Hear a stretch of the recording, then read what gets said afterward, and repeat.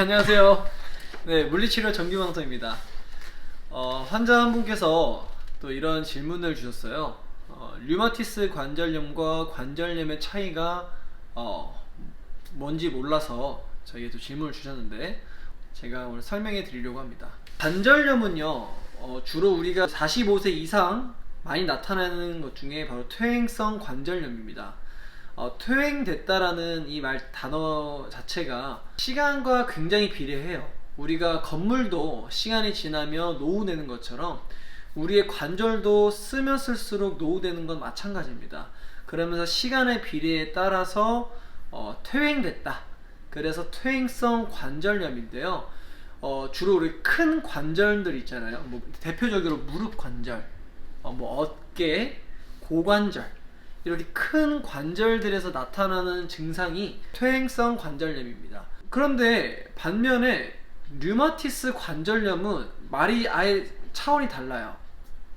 류마티스가 쉽게 설명드리면 시스템 문제인데요. 자가 면역 질환으로서 자기 관절을요, 이 시스템 문제로 자기 관절을 공격을 합니다.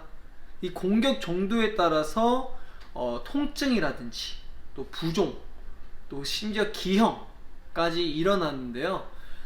그럼 어떻게 비교가 되냐? 말 그대로 퇴행성 관절염은 우리가 쓰면 쓸수록 안 좋아지는 관절이고요.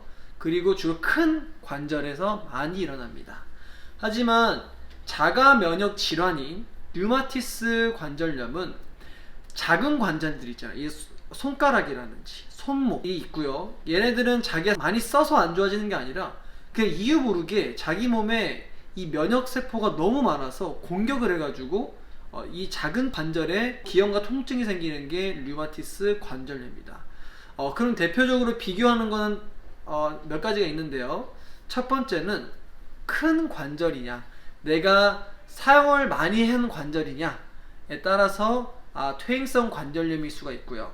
이렇게 작은 관절, 손가락이나 손마디, 발가락 뒤틀려 가지고 기형이 일어나는 거는 류마티스성 관절염으로 알 수가 있습니다. 또 우리 밤에 아프냐, 또 아침에 일어나면 아프냐, 이 두 가지로 나뉘는데요.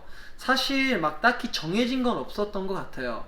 근데 제가 배웠을 때는 어떻게 배웠냐면, 주로 아침에 통증을 가지고 있는 분들은 퇴행성 관절염이라고 합니다. 그 이유는요, 그 전날에 내가 많이 쓴 거예요. 관절을 많이 쓴 거예요.